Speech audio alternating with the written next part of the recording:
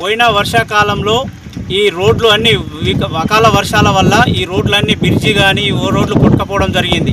దానికి కాంగ్రెస్ ప్రభుత్వం ఇప్పుడు ఉన్నటువంటి రాష్ట్ర ప్రభుత్వం 100 కోట్లు శాంక్షన్ చేయించి రోడ్లు మరమ్మతులు చేయిస్తున్నామని చెప్పి నామమాత్రంగా రోడ్లు పోసి ఈ గుంతలమయంగా ఏదో మట్టి పోసి వాళ్ళ పబ్బం గడుపుకొని వాళ్ళ జేబులకు వెళ్ళడం జరిగింది. కాంగ్రెస్ ప్రభుత్వం అంటే కమిషన్ల ప్రభుత్వం. ఈ కమిషన్ల కొరకు వాళ్ళు 100 కోట్లు శాంక్షన్ చేసి ప్రజలకు అసౌకర్యకంగా ఏదో నామమాత్రంగా కొన్ని మట్టి కుప్పలు పోసి దీన్ని రోడ్లు అసంపూర్తిగా కంప్లీట్ చేయడం జరిగింది. ఈ రోడ్లు ఇప్పుడు మళ్ళీ వర్షాకాలం వస్తున్నాయి. ఈ రోడ్లు మళ్ళీ వర్షాలకు కొట్టుకపోయి మళ్ళీ కూడా ప్రతి అధ్వానంగా మారుతున్నాయి. ఎంతోమంది ఇక్కడ మహిళలు కూడా బండ్ల మీద కింద పడి జారిపడడం జరిగింది. ఎన్నో దెబ్బలు తగ్గడం, ఎంతోమంది యాక్సిడెంట్లు కూడా జరుగుతున్నాయి.